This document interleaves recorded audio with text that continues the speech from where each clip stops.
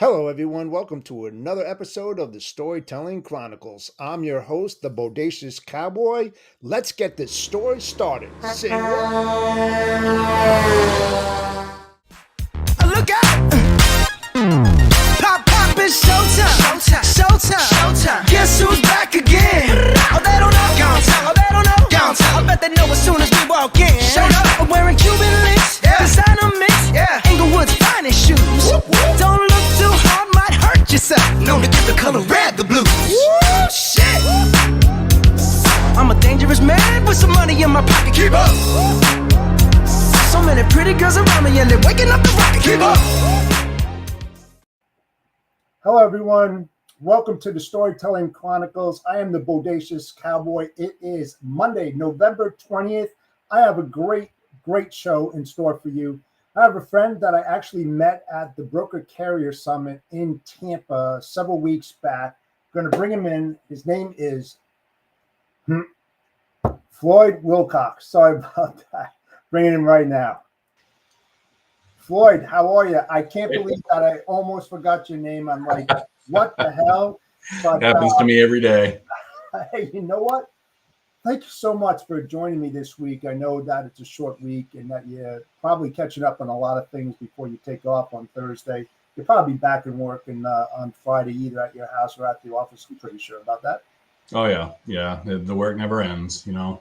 Yep. Yeah. Oh, yeah. Absolutely. So for those out there who do not know who Floyd is, tell them a little bit about yourself. Well, I have been in the trucking business, I guess. I'm 42 years old, so I've been in it for about 41 years.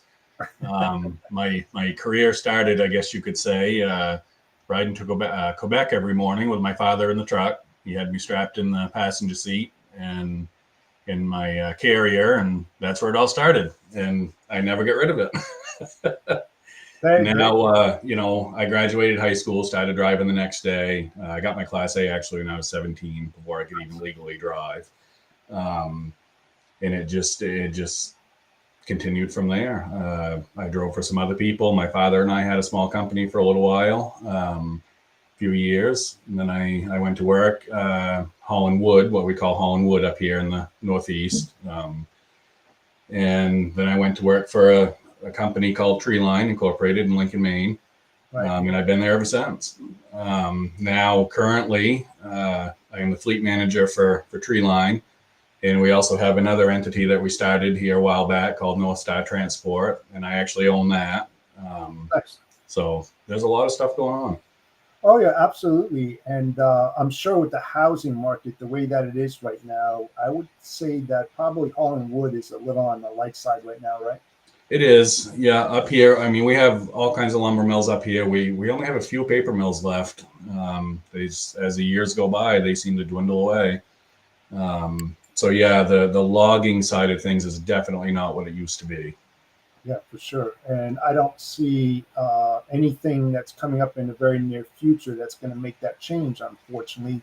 From all the trend analysis that I've seen out there, the periodicals, the articles, I'm sure that you've read, probably a plethora of them as well. And when you're trying to make your own perception of what's going on, pretty much everybody is on the same page. Wouldn't you agree with that?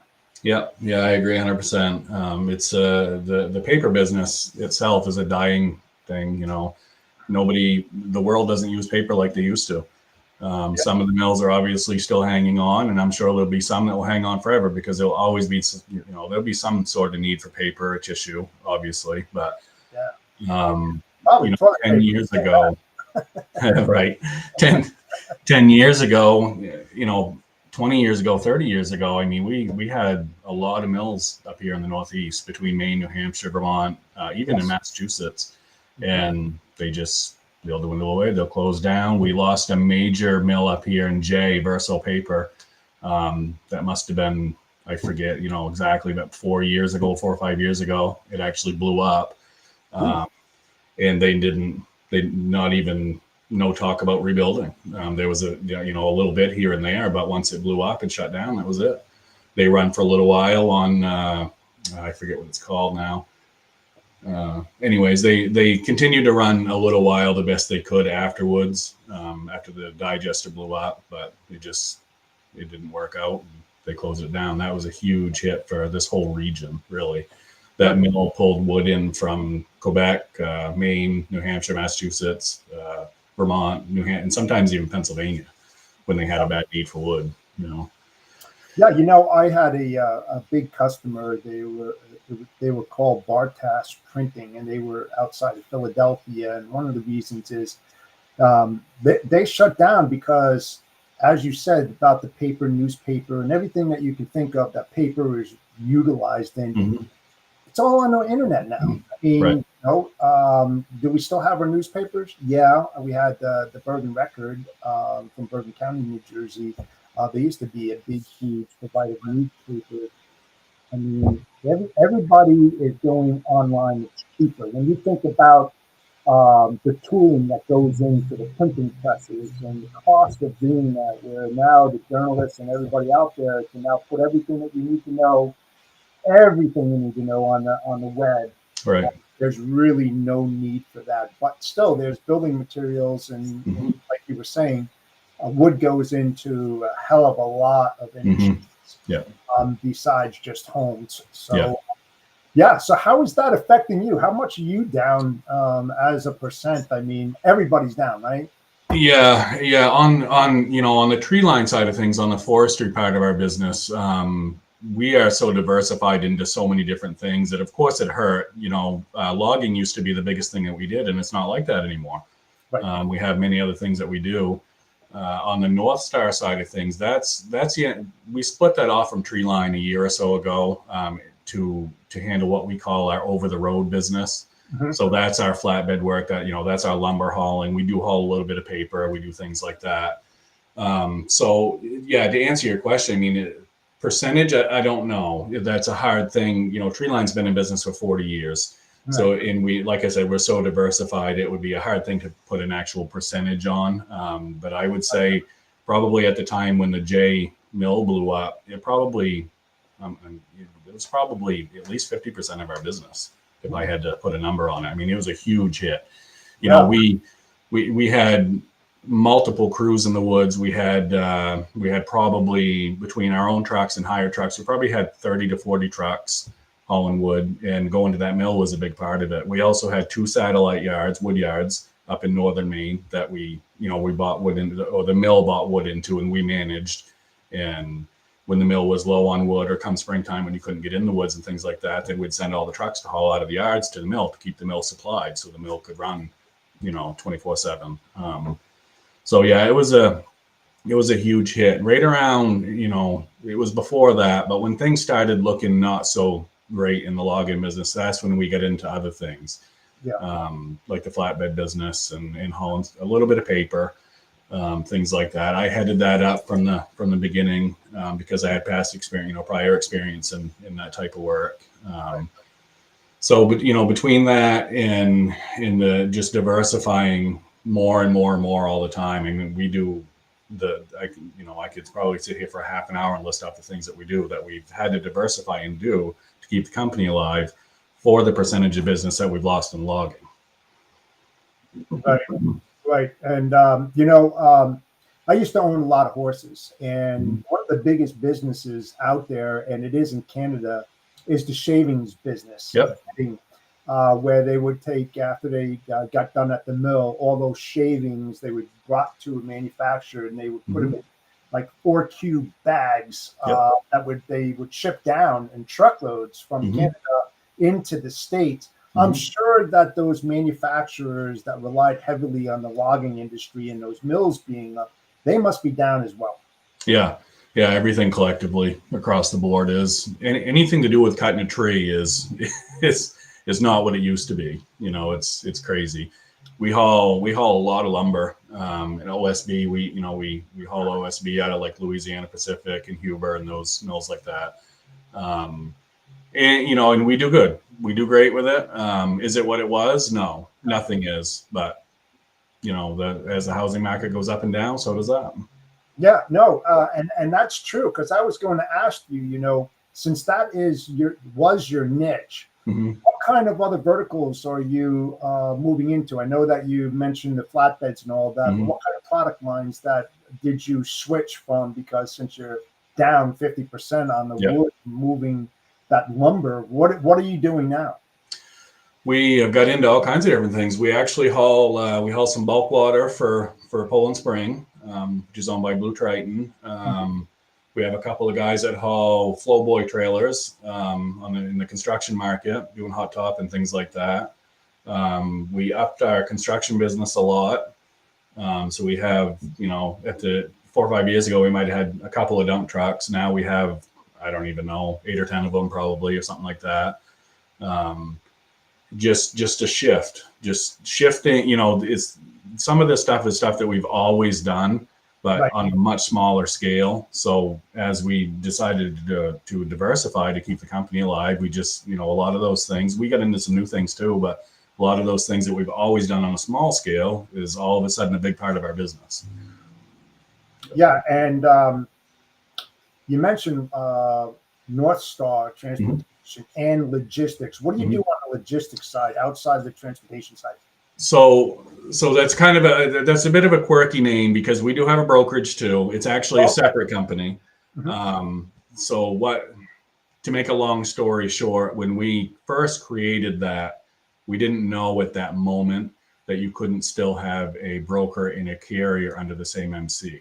So the plan was to get, our brokerage is called Main Transport. So the plan was to get rid of that and roll it all into one. And then after after the fact, we learned you couldn't do that anymore.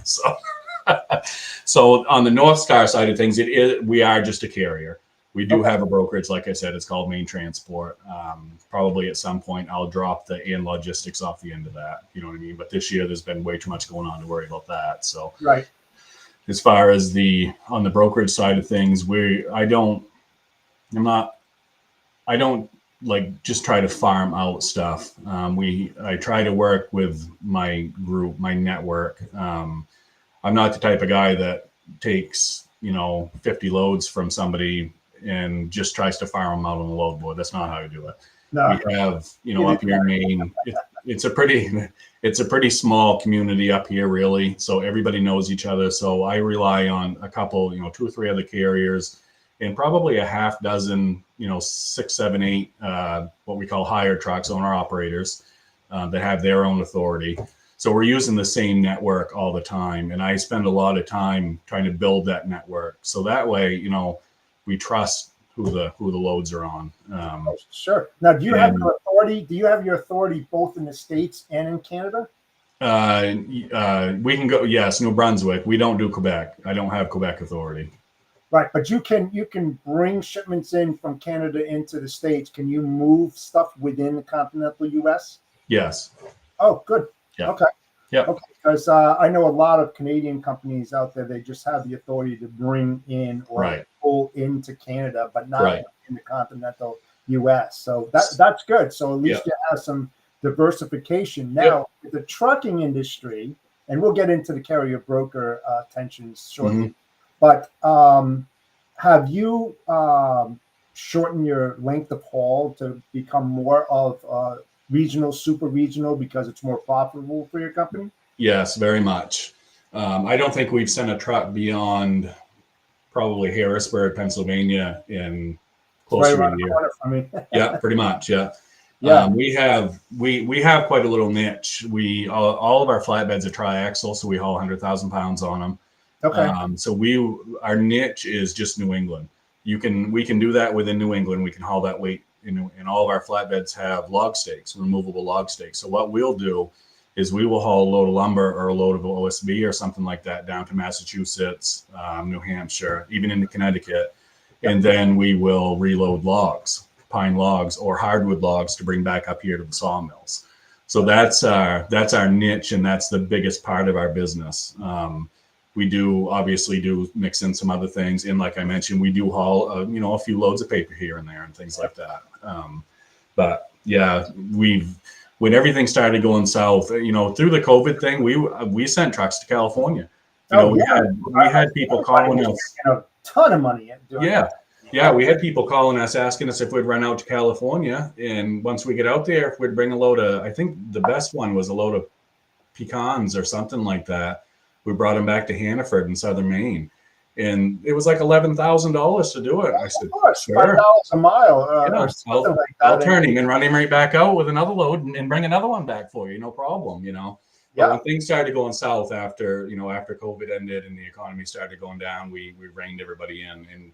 And I wouldn't send a truck now, and unless there's a reason for it. If somebody I know needs something picked up, or if it's something they're willing to pay decent on, I'll send them out after it. But yeah, as long you as know, it's a you know, continuous move and you're keeping your assets moving. I used right? to call it like a triangulation Yep.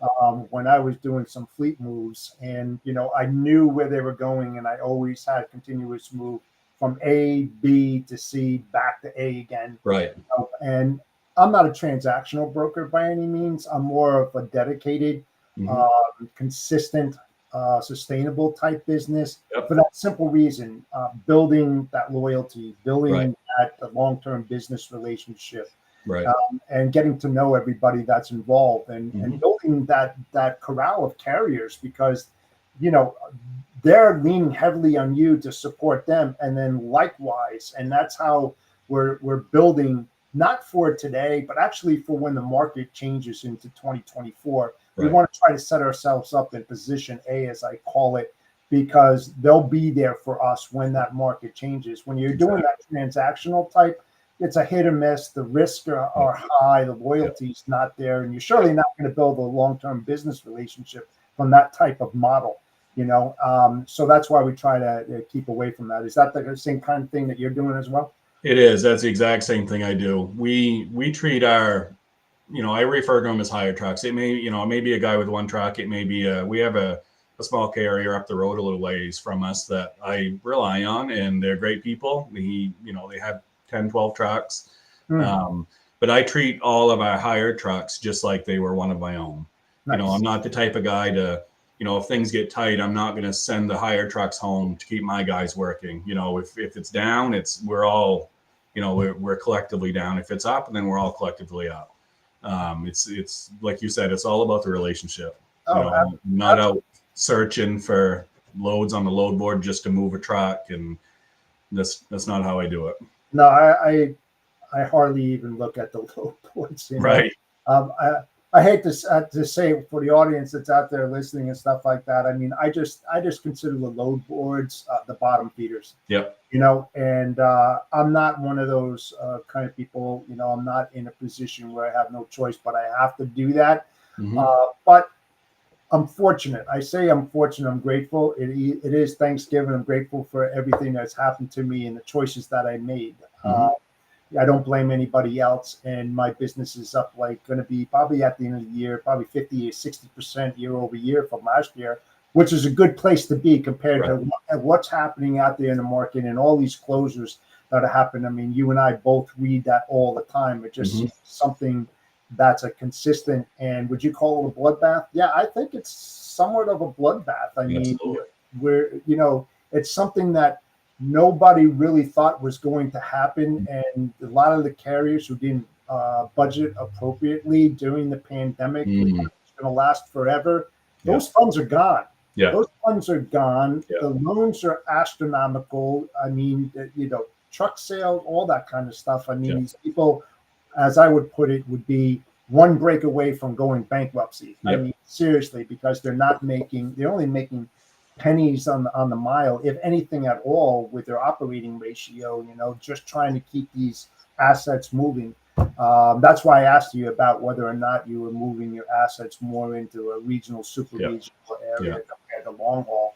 And I see that a lot. And I'm sure that with the connections that you have, you see that a lot as well. And the long haul people that are moving cross country, they're paying a little bit more because the capacity is kind of tightening up a little bit in that area because of that. But well, the market is flushing itself right now. I mean, through the COVID craze, a lot of people went into the business that probably never should have gone into the business, to be frank.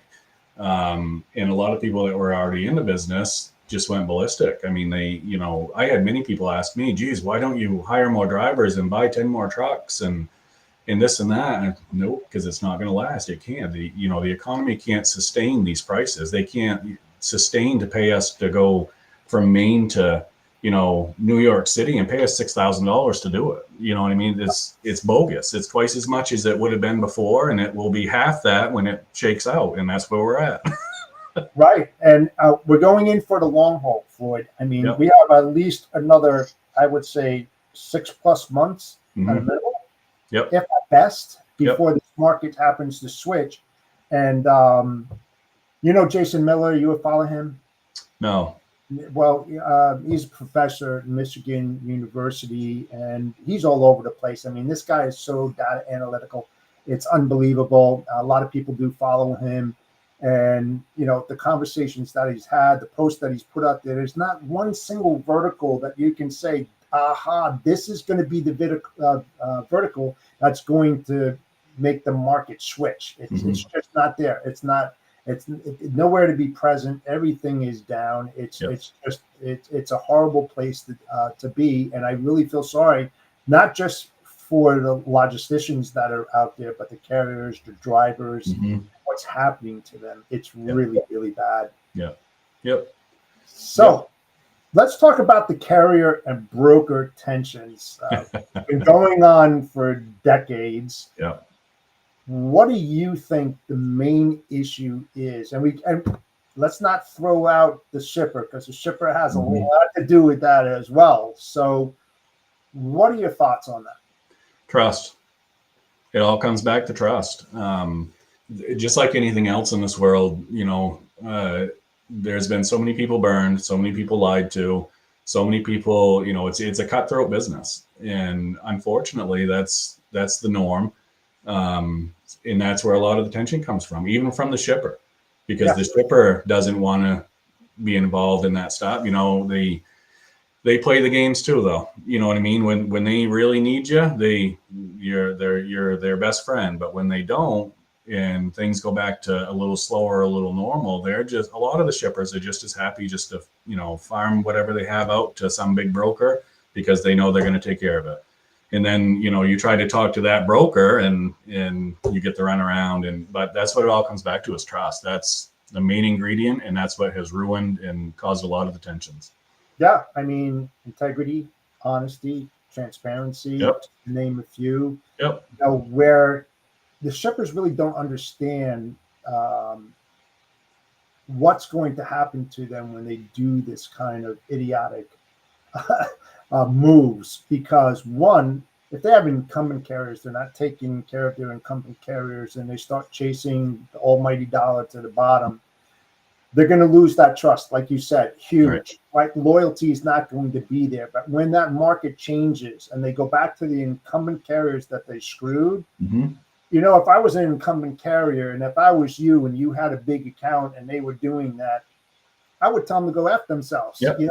What have you done for me lately? Where was the loyalty when I was suffering and I was supporting you? Right. Where were you? Right. What did you do for me lately? That, because you have a void now, because the market switched, and you want me to fill that automatically because I used to do business with you? Oh, hell no. Yeah. No. And what they think that they're saving right now, they're going to spend more in the backside of that, thinking that they're savings, because they're going to have to go to RFPs, they're going to have to reinvent the wheel, they're going to have to start establishing these loyalties. There's going to be mistrust because they don't understand the operation. Likewise, I mean, both how the consignee works, the shipper works, the operations, the logistics operations. I mean, we could just go on and on and on, and they don't realize that. And then what happens is that when they try to get those lowest rates, they lied to the broker. And it's like the grapevine. You tell a broker one thing and it's not true, and then the broker's saying, man, I got to make a lot of money and everything. I know it takes 3.5 hours to load. I'm going to tell the driver it's an hour. Exactly. Right. Yep. And then since it's a fast load, instead of 3,000, can you do it for 2,200?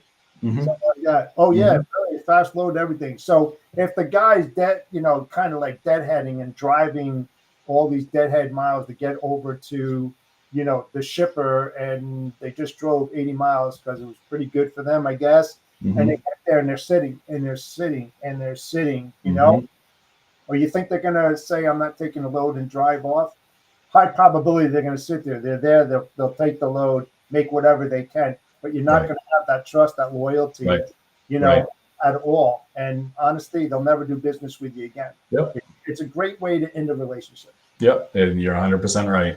And it all, like I said, it all comes back to trust. Yeah. Trust and transparency. Oh, absolutely. So, what did you think about the Tampa Broker Carrier Summit? What was your takeaways, the key takeaways from that event? My key takeaway is it's very refreshing to find a room full of people that think the same way I do. You know what I mean? Why fight it? Why cut throats? Just if everybody works together, the ship goes up. You know what I mean? That's Yeah. I went to the first one in Indianapolis, Yeah.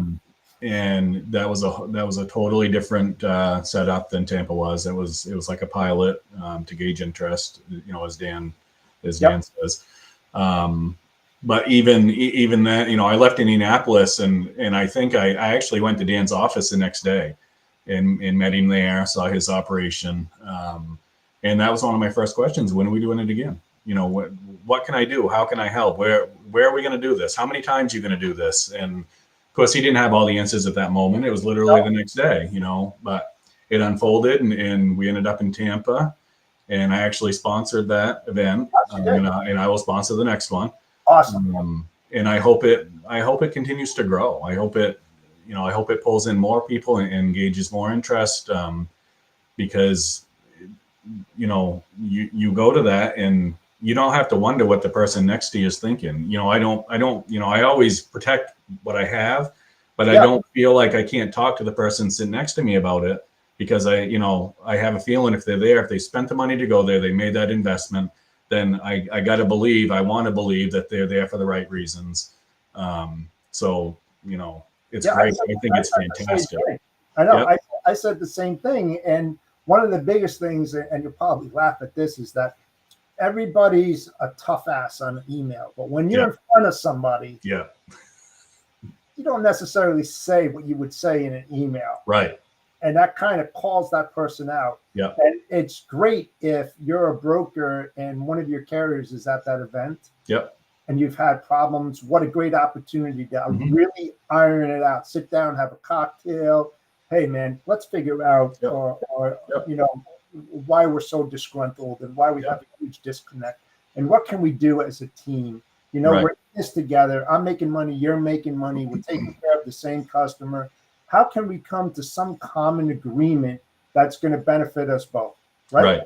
And probably what's going to happen from that is you're probably going to end up, creating a good relationship, and you're both going to make money. I mean, that's the name of the game. That's why we're all here. We're not, it's partially a hobby, I suppose, but the name of the game is to make money. Oh yeah, absolutely. Yep. The reception, and I was talking to another gentleman last week, actually, Nate Johnson. Yeah, Nate, right? Yeah. Yeah. And so I had that conversation with him. I said, it was really interesting that first night at the reception. I said, it was like North and South poles. You had the brokers on one side, you had the carriers on the other side. After a few cocktails, everybody just started collaborating, and they started coming together. Right. It wasn't a beef. It was more of an understanding. And from that, it just took off the next 2 days. Yep. And they just started hanging out. They had dinner together. They were just like interacting, like we just became best friends. Right. I didn't know you that well because we've always communicated email or on a cell, and we never had that opportunity to meet each other because we were, out Jersey, you're in California, or vice versa, or whatever, and now we had this opportunity to iron out. And that's what I thought was one of the biggest takeaways, that there was a much better understanding. And that's why we're trying to grow the next one in Kansas City. I'm on the committee this time because I believe in it. I want to get 1,000 people to go there. I mean, that's my own personal goal, and I do everything that I possibly can to make that happen because I believe in the summit. I believe in what Dan and Troy and Robert been doing with it to start off. But I know for a fact that because of the growth, you have to be able to scale. They just didn't have the heads to do that. Right. you know, to make sure that it will go smoothly and it will grow and it will meet everybody's expectation, because we have to be all for everyone, you know. Right. And that's the biggest challenge right now. And I Mhm. told him, I said, you know what, Dan, I think you're going to need a Coliseum by the next time, because I hope so. that ballroom, I don't think is going to suffice. I think we're No. going to be squeezing it out. And so we're going to have a meeting and stuff like that in the next Yeah. couple of weeks. So I'm Yeah. sure that we're going to iron that out. But Yeah. yeah, it's a good team. Mhm. It's a good cost. Let's put it that Right. way. Right. And one of the biggest things that, with them three guys and Trey too, Yeah, that's right. Absolutely. they're real. Like when I first got to Indianapolis and I walked in the room and, I was meeting people, not sure who anybody was and things like that. And then Bain walks in and I'm thinking to myself, who is this crazy bastard? You know what I mean? And as the day went on, and they were just real. They were up in front of everybody. They were just real. They were themselves. And from that moment on, I was like, holy God, these people are just like me. Yeah, Why be something you're not? You just be yourself and do it. And you can tell that all of them, their heart's 100% into it. They're yeah, not trying to put on a show. They're not trying to sell something. You know what I mean? That's one of the biggest. I guess that would be another takeaway too. You could go to something like this and leave with the feeling that it was a marketing gimmick or something like that, yeah. and that's not the sense. And I don't think anybody left there with the sense like of that. No, it wasn't. It was an event where nobody was really trying to sell anything. Right. It was more of a tool to get a better understanding of the Right. things that are available, that will pull things together and make Right. you communicate better. Yeah. Let's put it that way. Yeah. And it's like for myself, everybody knows me as the bodacious cowboy, right? Mhm. And that's an act. It's a gimmick, Yep. as I tried to break up the week in logistics, Mhm. end it on a good note and make people laugh and stuff like that. Mhm. But on the other side of me, I'm not that person. Yeah. I have that switch that I can turn on and turn off and be who I need to be, especially in my business, Mhm. arena, because I've got people to serve, and I'm surely can't do it as the bodacious cowboy. That's for Right. sure. So, I'm glad that I'm part of this summit, and that I Yeah. get to add and make people laugh and smile and have a little bit of fun, because everybody in this industry really needs that. Yep. Absolutely. Yeah. It's a big piece of it. Yeah, Absolutely. because if you're not careful, and I know this, and I've seen some really, really good people go to hell on it, Mhm. it will eat you up and spit you out faster than you know. Yep. If you don't know how to control it, and Yep. that's the biggest thing in logistics. Once you learn how to control the things around you Mhm. and push off by the wayside the stuff that's not controllable, Yep. you're a much better person Yep. in a much better place to really reach your goals and objectives. And Absolutely. that's a hard thing for a lot of people to do, Yep. especially when they have that separation anxiety, as I would call it, because they think they're all being, Right. they can do it all, and Right. you can't in this industry. You need help.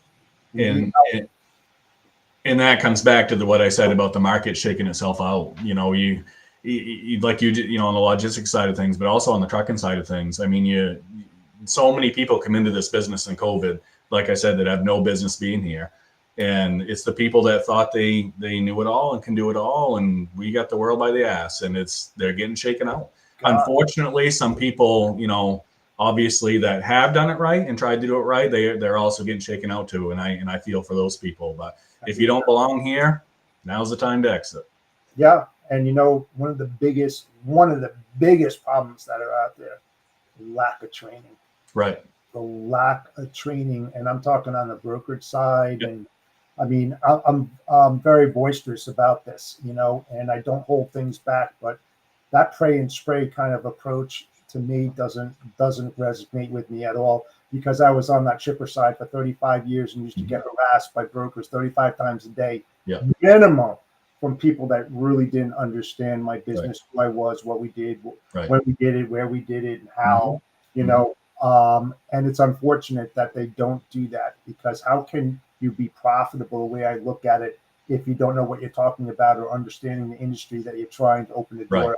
Right. Yeah, I won't do that. I won't try to stick my nose into something. I don't know the reefer business. I don't know the produce business. So I wouldn't try it. I don't know the hazardous materials business, or I don't know the house trailer moving business. We're always trying to grow and add to the business, but it's in the things that I understand. Right. And You want to I stay in know, your lane. You want to right. stay in your lane. Like I'm certified in food. I'm certified in hazmat. I know reefer. Hmm. I know food. Do I want to do it? No, just because I have that, it's just not my lane. I don't want to do it. Right. I have a good friend. John Brewer. No.